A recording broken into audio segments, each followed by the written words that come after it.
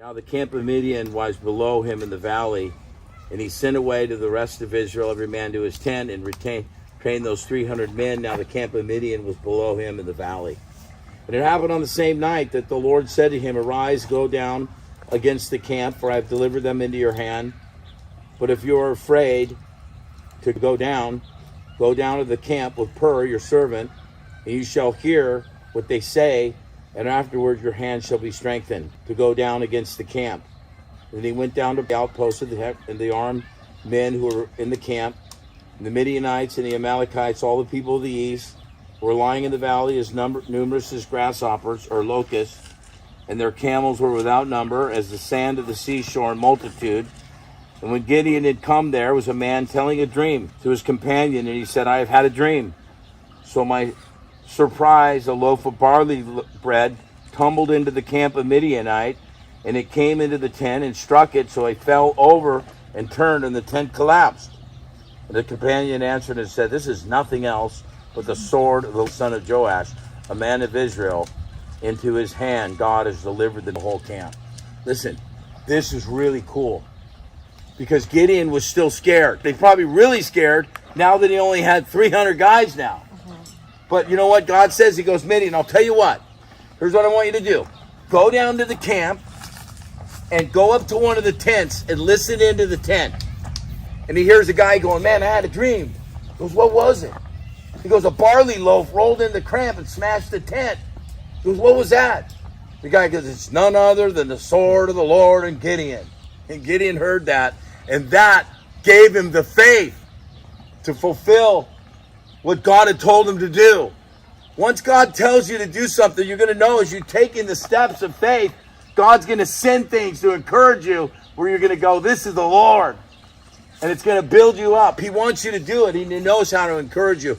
Gideon was encouraged after this. Where are we at? 14. 7 verse 14.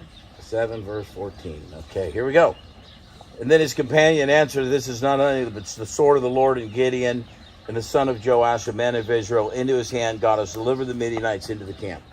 And so it was, when Gideon heard the telling of the dream and its interpretation, that he worshipped, and he returned to the camp of Israel and said, Arise, for the Lord has delivered the camp of the Midianites into your hand. Then he divided the 300 men into the three companies. He put a trumpet into every man's hand, with empty pitchers and torches inside the pitchers.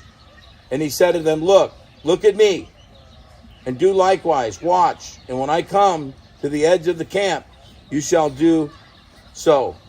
And when I blew the trumpet, and all who were with me, will you also blow the trumpet on every side of the whole camp, and say, The sword of the Lord and Gideon. So Gideon and the 300 men who were with him came to the outpost of the camp at the beginning of the middle watch, just as they had posted the watch, and they blew the trumpet and broke the pitchers, and they were in their hands. And the 300 companies blew the trumpets and broke the pitchers, and they held the torches in their left hands, and the trumpets in their right hands were blowing, and they cried out, The sword of the Lord of Gideon. And every man stood up in his place all around the camp, and the whole army ran and cried out and fled. And when the 300 blew the trumpets, the Lord set every man's sword against his companion throughout the whole camp. And the army fled to Acacia towards Zerah as the border, and Abel and Moloch and Tobah and the men of Israel gathered together from Naphtali, Asher, Manasseh, and pursued the Midianites. And Gideon sent messengers throughout all the mountains of Ephraim, saying, Come down against the Midianites and seize from them the watering places as far as Bethbara and the Jordan. And they captured 2 princes of Midian, Oreb and Zeeb, and they killed Oreb in the rock of Oreb, and Zebah they killed at the winepress of Zebah. And they pursued Midian and brought the heads of Oreb and Zeeb and Gideon on the other side. And they brought the heads of Oreb and Zeeb to Gideon on the other side of the Jordan. Oh, man, you guys. See, when someone's obedient and they make sure this is the Lord. Listen, if it's going to be the Lord, then you didn't begin it and you didn't finish it. And it's not because of you. It's because you're trusting in the Lord. And Gideon was a mighty man of valor because he had faith in the Ancient of Days, the King of Kings. It's not going to be you. It's not your great plan. And I love this. When you look at these battles in the Bible, okay, it's like, okay, Joshua, I want you to go to Jericho, this great city, and I want you to walk around it 6 times. And then on the 7th day, walk around it 7 times and shout. And I'll blow the walls down.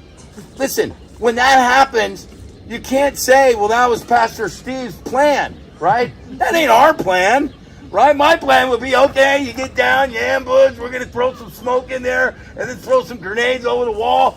But it's so ridiculous that when the glory, when the victory comes, you go, dude, that's the Lord. I mean, Gideon, what I want you to do is go out here, and I want you to get a picture, okay? And you're going to put a little light in it. What am I doing? I'm putting a light in there. Then you're going to blow the trumpet, and with one hand you break the pitcher, and then you're going to blow the trumpet. And all 3 companies are going to do the same thing. And then God brings about a victory. It's like Gideon can't go back and go, yeah, that was my plan. No, it wasn't. A light in a pitcher and you break it? No, that was the Lord. I'll finish with this. It says your obedience has become known to all. Therefore, I'm glad on your behalf. The God of peace will crush Satan under your feet shortly. Gideon obeyed exactly what he's supposed to do. Joshua obeyed exactly what he's supposed to do. Do you think anything, the walking around and the blowing had anything to do with it? No. The Lord's just like, are you going to obey me? Because listen, in the garden, it said Adam walked with God in the cool of the garden. We were created for his good pleasure, Revelation 4:11. And when we go to your son comes, you go, hi, Dad, how are you? What do you want me to do? You're like, buddy, don't worry about all this stuff. I can just speak the word and smash all that. Really? I'll show you how we're going to do it, Juan. You're going to, and by you showing that you're listening, it's showing that you love him and you care about him and you want to do what he does. I always do those things that please my Father. And that just, when you're talking to your kid and he's on the phone or he's on his, not right now, Dad. Not right now. But we're like, hi, Dad. How are you? You're like, oh, dude, let's go get some ice cream, Dad. Come on, what's your problem? Oh, Anna's picking on me. All right, I'll put her on restriction. Thanks, Dad. She deserves it. Whatever, But that's it, man. It's just back to the simple thing that when you're obeying, God knows you're listening to him and you're fellowshipping with him and you want to know his will, and then all the other stuff is taken care of. Amen?